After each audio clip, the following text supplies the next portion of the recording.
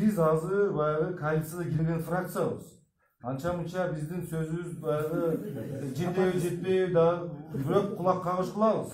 Сессияда сүйлөйбүз. Сессия сүйлөгөндө дагы катуу сүйлөйбүз. Минобразование өтө көңүлдүү катуу эле буруп атам азыр мен.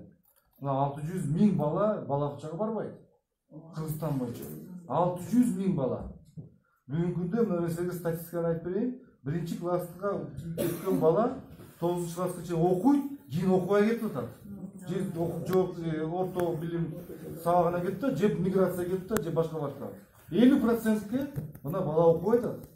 А эртең биз мамлекет ким башкарат эртең 20-30 жылдан кийин? Билими жок бала башкарабы?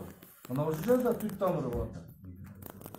Ошол апасын, мына миграция кетип атат, ал жерде төлгөн бала уже гражданин Россия болуп атат. Орустун жарандыгына алып атат. Ал келеби, келбейт ал. Алда маселе бар да. Мына азыр чыгып атат азыр. Китай жарандарын жок кылайлык дегенде кандай деген проблемалар да бул дагы. А эртең ким Кыргызды башкарат? Ошол жерден дагы өтө мындай өзү түп тамырын алганда бул билим берүү системасы мына азыркы системасы мындай баштапкы система бар экен да. Баштапкы система бар.